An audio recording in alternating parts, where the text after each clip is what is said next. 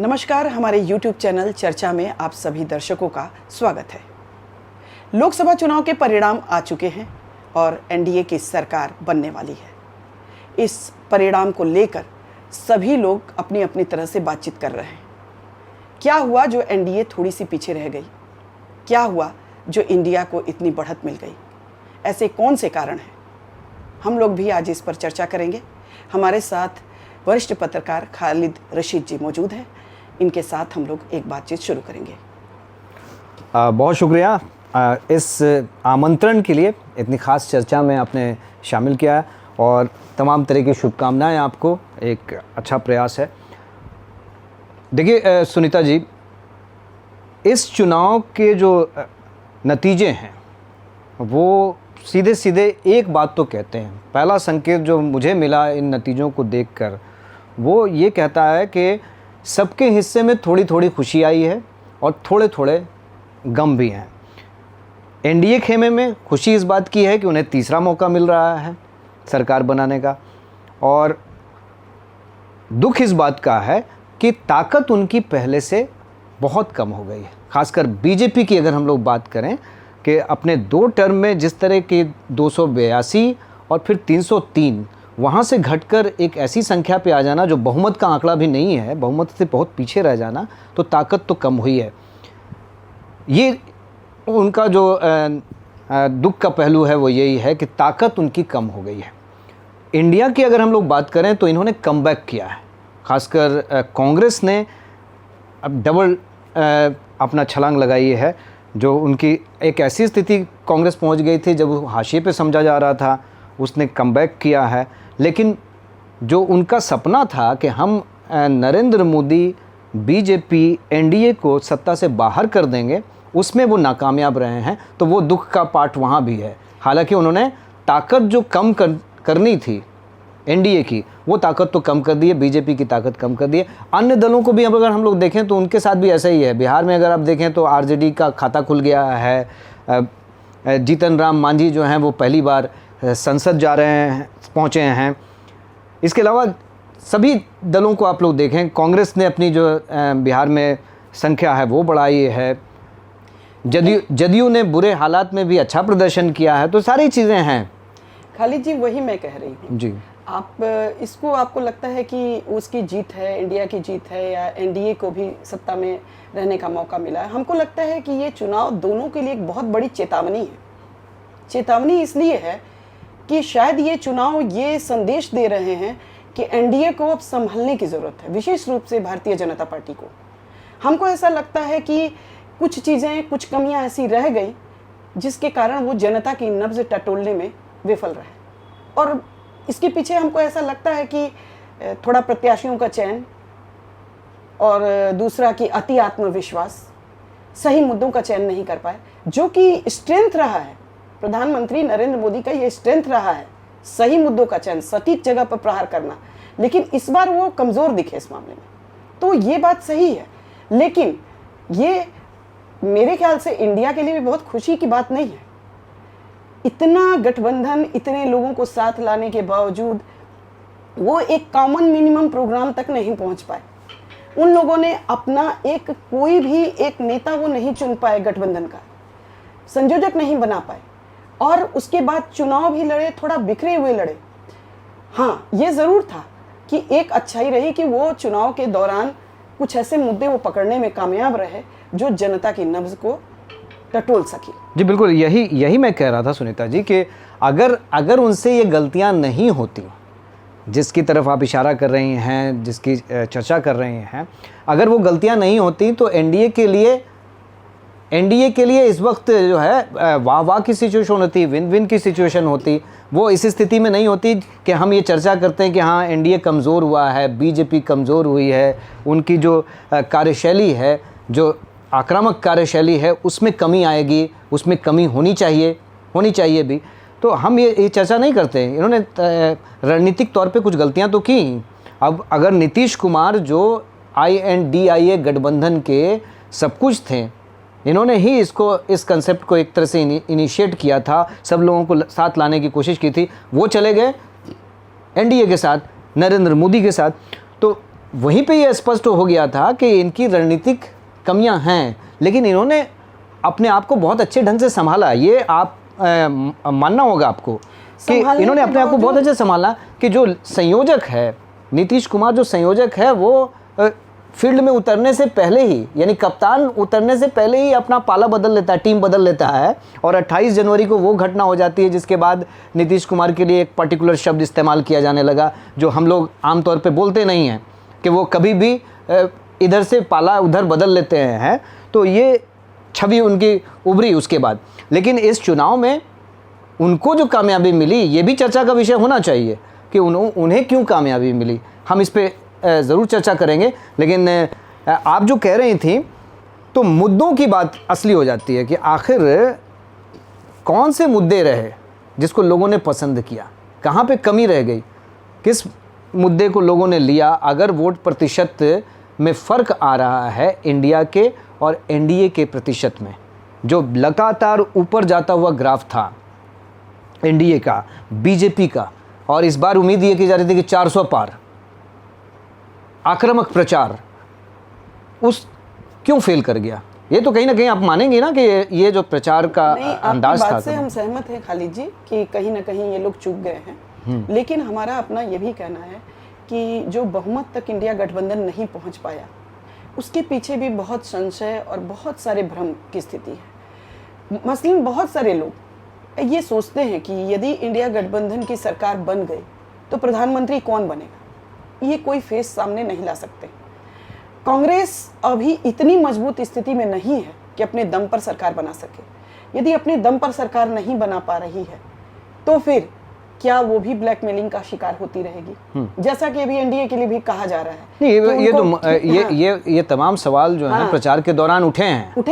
ये तमाम सवाल उठे हैं। बिल्कुल। प्रधानमंत्री ने खुद मंच से कहा कि इंडिया गवर्नमेंट, इंडिया की अगर सरकार बनती है तो प्रधानमंत्री कौन होगा, पहले साल में कौन होगा, दूसरे साल में कौन होगा। तो 5 साल मतलब 5 प्रधानमंत्री, और दूसरी तरफ चेहरा स्पष्ट है। तो इसकी तो चर्चा हुई। हम जो बात कर रहे थे वो मुद्दे क्या रहे, तो महंगाई, मैं ये कहूँगा कि जो महंगाई का मुद्दा है, जैसा कि मैंने शुरू में ही कहा कि इन्होंने अपनी पिच पर लाकर उन्हें खेलने के लिए मजबूर कर दिया। अब तक होता रहा था ये, 2019 का चुनाव देखिए आप, 2014 का चुनाव देखिए कि बीजेपी ने एजेंडा सेट किया, बीजेपी ने प्रचार की लाइन बनाई और उस पर यूपीए वालों ने चलना शुरू किया, उसका जवाब देना शुरू किया और वो फंसते चले गए। लेकिन इस चुनाव में जो परिपाटी थी वो उल्टा था। लाइन किसने बनाई?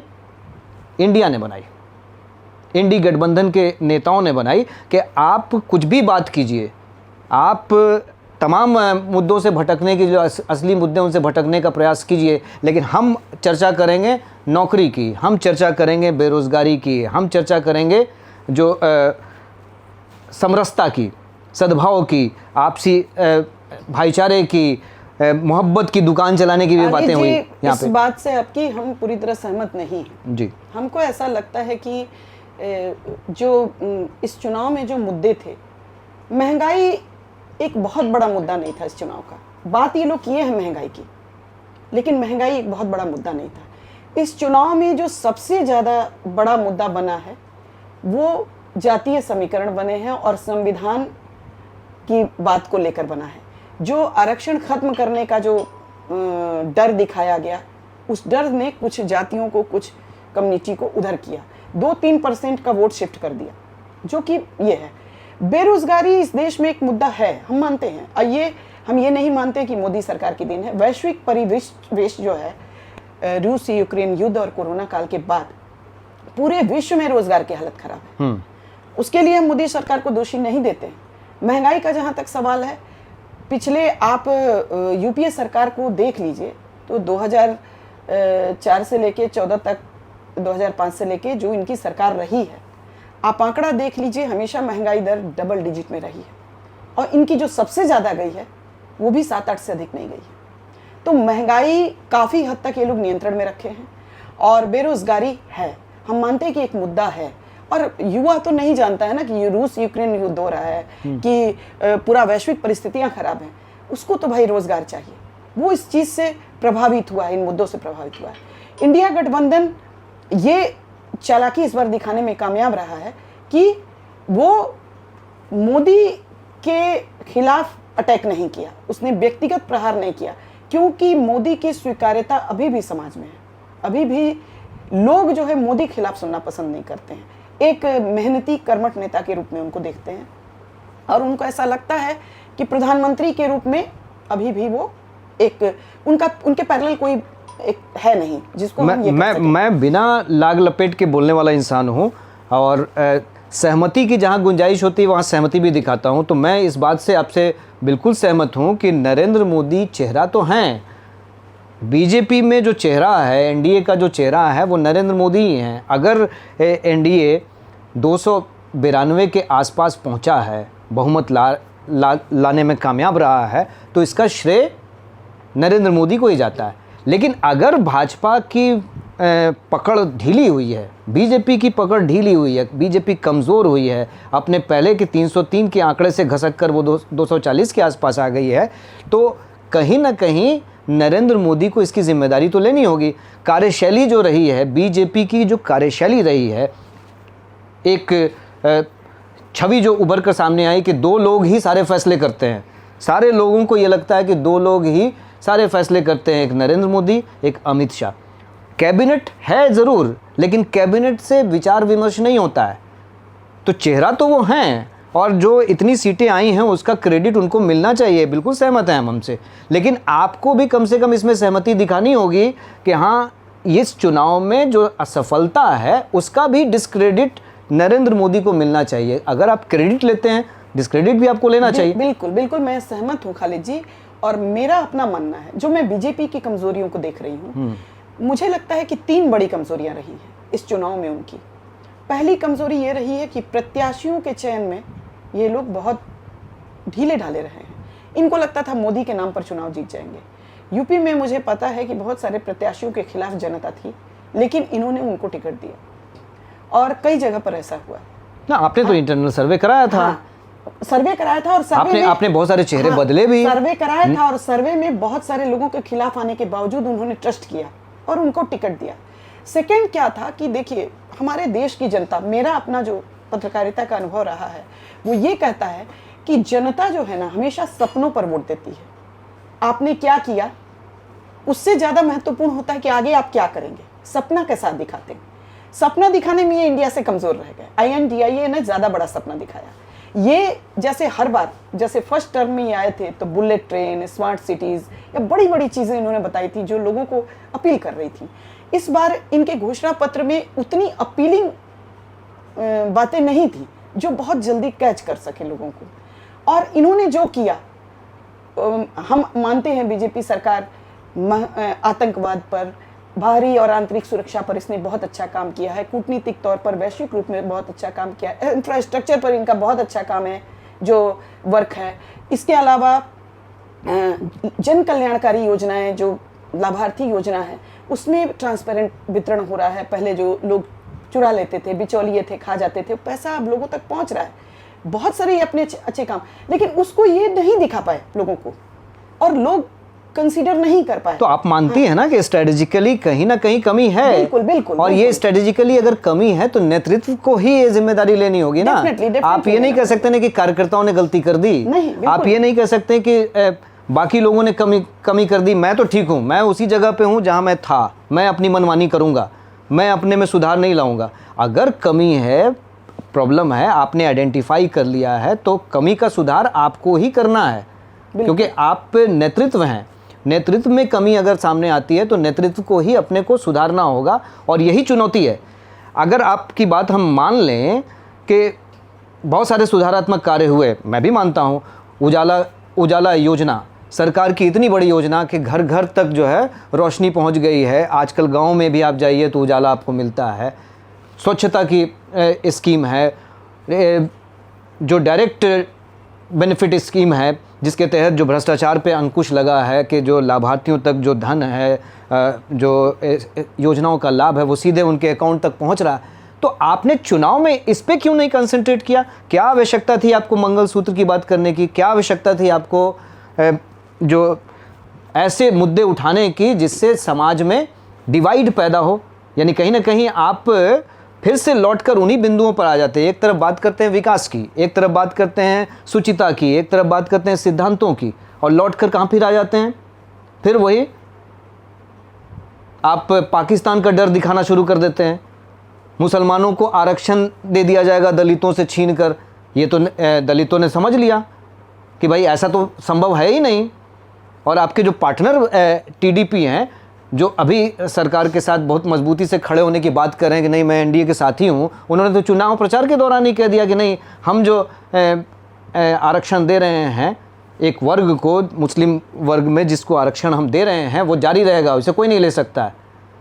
तो आपकी ज़रूरत क्या थी? आपको कहीं ना कहीं अपने एजेंडे को सुधारना होगा और आपको एक लाइन तय करनी होगी। अब तक आप मजबूत थे, इसलिए अब पर कोई प्रश्न नहीं उठ रहा था, कोई उंगलियां नहीं उठ रही थीं। लेकिन अब जब आप कमज़ोर हुए हैं तो दूसरे लोग जिनकी आवाज़ कम थी वो ज़रूर प्रश्न उठाएंगे। और ये मौका है, ये संदेश है, इस चुनाव के नतीजे का ये संदेश है कि आपको अपने अंदर सुधार लाना होगा।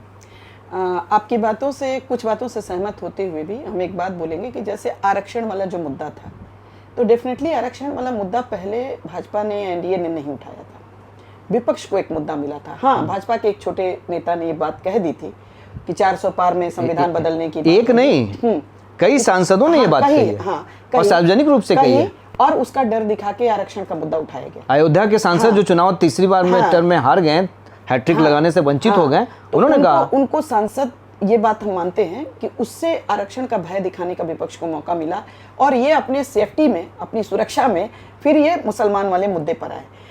आपकी ये एक जो आप सांप्रदायिक, मेरा आपका आशय है सांप्रदायिकता की राजनीति से, उस पर हम एक छोटी सी चर्चा करना चाहेंगे कि देखिए, सांप्रदायिकता की राजनीति के सभी विरोधी, हम लोग तो पत्रकार हैं, हम लोग को तो उसके घोर विरोधी होना चाहिए, लेकिन हम ये मानते हैं कि सांप्रदायिकता की राजनीति सभी करते हैं। यदि हम हिंदू तुष्टीकरण की राजनीति कर रहे हैं तो हम सांप्रदायिक हैं, और यदि हम किसी अल्पसंख्यक तुष्टीकरण की राजनीति कर रहे हैं तो हम सेकुलर है, ऐसा नहीं होता है। इसी से जनता में भ्रम पैदा होता है जी। क्योंकि अल्पसंख्यकवाद की राजनीति आपको सूट करती है, बहुसंख्यकवाद की राजनीति हमको सूट करती है। आप और हम से मेरा आशय है हमारे समुदायों जी, तो उनको सूट करती है, तो हम उनको सेकुलर मान लेते हैं या उनको बढ़िया मान लेते हैं, हम उनको समर्थक मान लेते हैं। ये हमारे, तो ये सिर्फ नेताओं को ही नहीं समझना है, ये जनता को भी समझना है कि जो हमारे तुष्टीकरण की राजनीति कर रहे हैं, हम लोग मुद्दों पर वोट दें, हम लोग धर्म देख के वोट ना दें। अब ये चीज़ें हम इसके लिए एकमात्र बीजेपी को इसीलिए दोषी नहीं ठहराते हैं क्योंकि कोई दल ऐसा नहीं है जो जाति धर्म की राजनीति नहीं करता है। बीजेपी हिंदूवाद की राजनीति करती है, लेकिन कम्युनिस्ट जो धर्म को अफीम मानते हैं वो भी जाके केरला में मुस्लिम लीग से समर्थन ले लेते हैं। हमारा ये कहना है कि हम विरोध करेंगे, सारे लोग निष्पक्ष हों इस मामले में, और जनता खारिज कर दे इस तरह की राजनीति को, तो किसी को जरूरत नहीं होगी। तो जनता ने तो इस तरह की राजनीति को खारिज किया ना। अब तक हम इसी बात की कह रहे थे कि धर्म की चर्चा नहीं होनी चाहिए, चुनावों में धर्म नहीं होना चाहिए, चुनाव में आप धर्म को आगे नहीं रख सकते हैं। हमारा जो संविधान है वो पंथ निरपेक्षता की बात करता है कि भाई पंथ नहीं है, कोई भी पंथ नहीं है, धर्म के आधार पे हम कोई फैसले नहीं ले सकते हैं।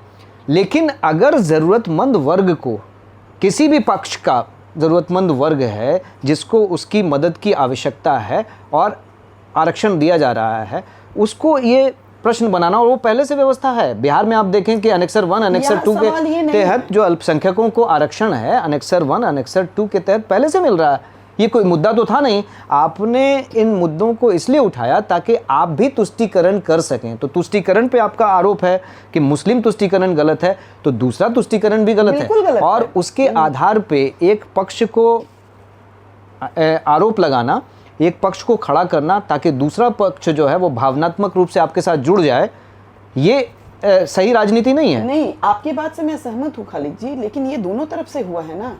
सनातन को गाली शुरू हुई कि नहीं हुई, हिंदू धर्म को क्या क्या कहा गया, उस पक्ष से भी हुई। आपके जो मल्लिकार्जुन खड़गे हैं, उनके बेटे ने बहुत सारे अनाप शनाप बातें की जी। तो ये हम बिल्कुल सहमत नहीं है कि इस तरह की राजनीति हो, नहीं, एक गलती को, इस तरह की राजनीति हो, हम इससे सहमत नहीं है। लेकिन मेरा ये कहना है कि सिर्फ एक पक्ष को हम लोग दोषी ना माना जाए। यदि इस तरह की राजनीति को खारिज करना है तो हर लोगों को खारिज करना होगा।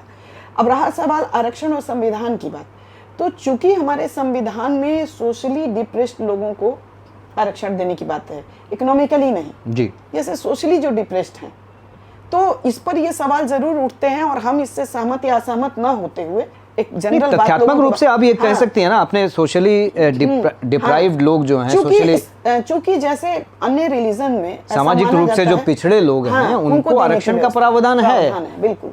लेकिन जब तक उनकी स्थिति वैसी ना हो जाए तब तक ये व्यवस्था जारी रखने की बात भी कही गई है। व्यवस्था तो जारी रहनी ही चाहिए, इसलिए कि ठीक है शहरों से काफी हद तक, लेकिन ये कहना कि जो अल्पसंख्यकों में जो वो वर्ग है जो सोशली अब तक अपलिफ्ट नहीं हुआ है, अगर आप इस वर्ग को आरक्षण नहीं देने की बात करते हैं या उनसे छीन लेने की बात करते हैं कि नहीं भाई अगर साउथ के प्रदेशों में उनको आरक्षण दिया जा रहा है तो वो गलत है, हम उनसे वापस ले लेंगे, है ना, हमें पावर दीजिए, इतनी शक्ति दीजिए कि हम उनका आरक्षण लेके आपके बीच में बांट देंगे, यही संदेश दिया गया ना। तो ये इसके कहने का अर्थ क्या है कि जो मुस्लिम वर्ग है, अल्पसंख्यक वर्ग है, उसमें ऐसा क्लास ही नहीं है जो सामाजिक रूप से पिछड़ा हो। फिर सच्चर कमेटी की जो रिपोर्ट है आप उसको झुठला रही हैं? नहीं, या झुठला रहे हैं आप पे ये दोषारोपण मेरा नहीं है। नहीं, ये हम जो डिस्कशन कर रहे हैं, हम जो चर्चा कर रहे हैं, चर्चा में जो चर्चा कर रहे हैं, जो विषय वस्तु है वो तो यही है ना कि क्या गलतियां की, ये नतीजा ऐसा क्यों है और इसमें क्या संदेश है, क्या संकेत है? खालिद जी, ये मेरे कहने का मतलब है कि अल्पसंख्यक के आरक्षण का मुद्दा ये काफी दिनों से एक चर्चा ये हो रही है कि यदि सोशली डिप्राइव्ड लोगों को आरक्षण दिया जा रहा है तो अल्पसंख्यक समुदाय में तो सोशली डिप्राइव्ड का कोई माने कॉन्सेप्ट ही नहीं है, उसका कॉन्सेप्ट नहीं है। हाँ, धर्म के नजरिए से कॉन्सेप्ट नहीं है। लेकिन आपने दूसरे नजरिए से आपने दिया नहीं। लोगों को आर्थिक आधार पर दिया जा सकता है या सोशली जो सामाजिक रूप से पिछड़ापन मान के दिया जा सकता है, क्योंकि ये कॉन्सेप्ट हिंदू धर्म में था पहले या कालांतर में आ गया था, हम नहीं मानते पहले था लेकिन कालांतर में आया यदि। सुनीता जी, तो आप ही सोल्यूशन बताइए ना कि संविधान तो इसकी इजाजत नहीं देता कि आप इकोनॉमिकली उनको दीजिए। नहीं, संविधान क्या ईडब्ल्यूएस का आपने प्रावधान किया है, लेकिन ओरिजिनल संविधान में इसका प्रावधान नहीं है। आपने ईडब्ल्यूएस के तहत एक कोटा डेवलप किया जिसका विरोध भी हुआ 2019 में। इसके नाम पे जो अगड़े वर्ग हैं उनका वोट भी आपको मिला, वो आपके साथ गोलबंद भी हुए, लेकिन वो तो जो मूल सिद्धांत है उसके तथ्यों के विपरीत है। चर्चा का विषय है कि क्या संविधान में ऐसी प्रावधान है? अल्पसंख्यकों के वर्ग को, किसी भी वर्ग को ऐसा प्रावधान का फायदा ना मिले, आरक्षण के प्रावधान का फायदा ना मिले, ये भी तो गलत है ना। ये तो अन्याय है ना। यदि सोशली डिप्रेस्ड लोगों ये इसका मतलब आपने ये मान लिया कि भाई पूरा का पूरा जो अल्पसंख्यक वर्ग है वो इस समय इस व्यवस्था में यहाँ तक आ चुका है कि अब उसे किसी तरह की सरकारी सहायता की जरूरत नहीं है, आरक्षण जैसी व्यवस्था के लाभ की जरूरत उनको नहीं है। आपने ये मान लिया? नहीं, हम इस पर एक नेता ही हैं, बिहार के एक नेता हैं, या तथ्यों से मुंह मोड़कर केवल ये प्रश्न आप इसलिए उठा रहे हैं क्योंकि जो दूसरा पक्ष है। आपकी इस बात से सहमत होते हुए भी हम एक बात बता रहे हैं कि बिहार के एक नेता हैं, बहुत पहले हम मीडिया में जुड़े हुए थे तो उनका एक बयान आया था, वहाँ यही बात उठाई गई थी कि यदि कोई बहुत ज़्यादा गरीब है, दरिद्र है या बहुत पिछड़े स्थिति में है, भले ही वो सवर्ण हो, तो उसको आरक्षण क्यों नहीं मिलना चाहिए। तो उन्होंने ये बोला कि उसको आरक्षण इसलिए नहीं मिलना चाहिए क्योंकि वो सोशली, हमारे संविधान में सोशली डिप्रेस्ड जो हैं उन्हीं को आरक्षण देने का प्रावधान है, और यदि कोई सवर्ण है, गरीब है, उसके आर्थिक स्थितियाँ खराब हैं, उसको इंदिरा आवास दीजिए, जो अंत्योदय योजनाएं हैं उनका लाभ दीजिए, उनको शौचालय योजना का लाभ दीजिए, उनको पैसा दीजिए, मनरेगा में काम दीजिए, कौन रोका है, उसमें दीजिए।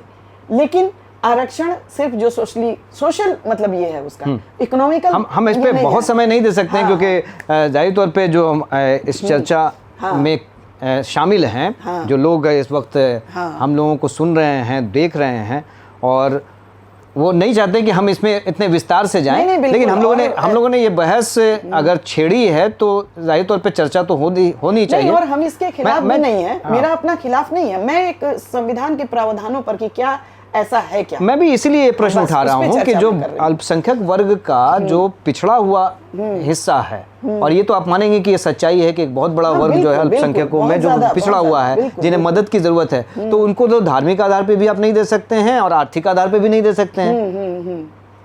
हाँ, उनको लाभ आप कैसे दे सकते हैं? बिल्कुल, आर्थिक आधार पे भी उनको वो लाभ उन तक पहुंच नहीं रहा है, क्योंकि वो लाभ तो दूसरे वर्ग उठा रहे हैं। बिल्कुल, बिल्कुल। तो उनको देने के लिए, जो सहायता देने के लिए आपको कुछ ऐसे कदम तो उठाने पड़ेंगे, और ये सरकार की जिम्मेदारी है। हम लोग इस पे थोड़ा आगे चर्चा करेंगे। लेकिन व्यवस्था ने क्या किया कि इसके नाम पे प्रचार में इस विषय को इसलिए उठाया, क्योंकि नियत पे मुझे शक इसीलिए होता है कि आपने इस प्रश्न को इसीलिए उठाया क्योंकि आप भी ये समझते हैं कि उनको मदद की ज़रूरत है, उनको सहायता की ज़रूरत है, लेकिन आपने ये प्रश्न इसलिए उठाया ताकि बहुसंख्यक वर्ग को ये बता सकें, भावनात्मक रूप से आप उनको इस्तेमाल कर सकें, पोलराइज कर सकें। मुझे तो यही लगता है। लेकिन मुझे भी ये लगता है कि वो जितना उठाने से मुद्दा वो चुनाव में मुद्दा बना और जितना ये था दूसरी तरफ चला गया। बस वो नहीं, दूसरी तरफ नहीं चला गया। मेरे ये कहने का मतलब कि ऐसे मुद्दे, जाति के मुद्दे और उसके मुद्दे चुनाव में ही उठते हैं। मुझे लगता है कि वास्तव में बाद में आप देखिएगा तो योजनाओं का लाभ जितना अल्पसंख्यक समुदाय लिया है, 37% जो है जितनी भी केंद्र सरकार की योजनाएं हैं, लाभार्थी योजना, उसमें 37% अल्पसंख्यक समुदाय को लाभ मिला। ये वास्तविकता है। हाँ, तो लाभ तो वो दे ही रहा है। आपने यूपी के मतदाताओं को जो मुस्लिम मतदाता हैं उनको साफ तौर पे कहते सुना कि भाई मुझे गैस सिलेंडर मिला उज्ज्वला के तहत, मेरे दरवाजे पे लाइट लगी, मुझे आवास से प्रधानमंत्री आवास योजना का लाभ मिला, मुझे डीबीटी के तहत जो है लगातार लाभ मिलते रहे। तो वो तो है। हमको ऐसा लगता है कि सभी दल चुनाव में इस तरह की बातें करते हैं तो क्योंकि वो जानता है कि हमको अल्पसंख्यक वोट देने वाला नहीं है, हमको 85% पे ही चुनाव लड़ना है। तो वो तुष्टिकरण, इंडी गठबंधन की सफलता तो यही है ना कि उन्होंने इस पक्ष को दूसरी तरफ डाला और जो बहुसंख्यक वर्ग में जो पिछड़ा वर्ग है, जो आरक्षण का लाभ ले रहा है, आपने जब 400 पार का नारा इतनी आक्रामकता के साथ लगाया तो उन्हें लगा कि भाई ये 2/3 बहुमत की बात कर रहे हैं, और जो इंडी गठबंधन वाले कह रहे हैं कि संविधान पे खतरा है, संविधान पे कहीं ना कहीं संकट आने वाला है, बदलने वाले हैं, तो वो उनको जो है ये विचार जो है कहीं ना कहीं टच कर गया और इसका असर पड़ा है। इसलिए बिल्कुल हम इससे सहमत हैं कि 2-3% वोट्स इसके चलते जो है इधर उधर हो गए और इसका खमियाजा उठाना पड़ा भाजपा को। तो ये तो मुद्दे रहे हैं, इसमें कोई दो राय नहीं है। और लेकिन हम ऐसा मानते हैं, चर्चा में हम लोग बिहार को छोड़ रहे हैं। हाँ, तो बिहार पे बात हो जाए, क्यों नहीं। आपको क्या लगता है, नीतीश कुमार के बारे में कहा जा रहा था कि वो इस बार अच्छा नहीं करेंगे, उनकी साख काफ़ी खराब हो गई है, लेकिन बिहार ने तो एक बार साबित कर दिया कि भाई यहाँ के किंग तो वही हैं। आप इससे सहमत हैं? अब असहमति की कोई गुंजाइश नहीं है, क्योंकि तमाम सर्वे, हर तरह की जो विश्लेषण आ रहे थे, जो पॉपुलर सर्वे हैं उनकी मैं बात नहीं कर रहा हूँ, जो इंटरनल सर्वे हैं और जो सर्वे सही एक तरह से साबित हुए हैं, उनमें ये कहा जा रहा था कि जो इंडिया की बढ़त होगी वो दरअसल जदयू का लॉस होगा, जदयू का नुकसान होगा। ऐसा हुआ नहीं। विपरीत परिस्थितियों में बीजेपी की सीटें उनकी तुलना में ज़्यादा कम हो गई, और जो जेडीयू की जिन सीटों पर असर पड़ने की बात थी वहाँ वो कामयाबी से निकल गए। तो कहीं ना कहीं वो तो अपनी स्टडी में अब सवाल ये उठता है कि इनके वोटर कौन हैं? जो बीजेपी से नाराज़ थे वो वोटर हैं, जो इंडिया से खुश थे वो वोटर हैं, या जदयू के जो स्ट्रॉन्ग कैडर बन गए हैं, जो महिला वोटर हैं, या वो वर्ग जो हाल के दिनों में जो नौकरी की बातें की जाने लगी नीतीश कुमार के ज़रिए, उसके प्रभाव में रहे और उनको लगा कि भाई सरकार जो है, सरकार के मुखिया तो नीतीश कुमार ही हैं, तो उन्हीं के ज़रिए नौकरियां मिलेंगी। और अपने प्रचार अभियान के दौरान भी आपने देखा होगा सुनीता जी कि नीतीश कुमार ने इधर उधर की बातें बहुत कम की, हर जगह, हालांकि रेटोरिक लगता है, सुनने में रेटोरिक लगता है, लेकिन उन्होंने अपने काम की ही चर्चा की। तो ये कहीं ना कहीं एक जाता है। और शराबबंदी, कुछ लोगों ने ये भी कहा कि शराबबंदी जो है वो एक ऐसा कदम है जो देखने में तो ये लगता है कि कुछ लोग इसके कारण उनसे बिदक रहे हैं, लेकिन एक बड़ा वर्ग उनके साथ जुड़ भी रहा है। तो मुझे लगता है कि ये कारण हो सकता है उनकी सफलता का, और अब वो किंग मेकर एक बार फिर से बन रहे हैं। हाँ बिल्कुल। हम लोग अभी हाशिए पर जा रहे थे वो। हाँ बिल्कुल बिल्कुल। तो ये चर्चा तो हम लोग की आगे भी अगले अंक में भी जारी रहेगी। मुद्दों पर चर्चा करेंगे हम लोग। अभी फ़िलहाल हम लोग को ये देखना है कि इंडिया गठबंधन और एनडीए का आगे क्या होता है, इनका भविष्य क्या होता है। सुधार की दोनों को ज़रूरत है, चेतावनी दोनों के लिए है और खुशी दोनों के लिए है।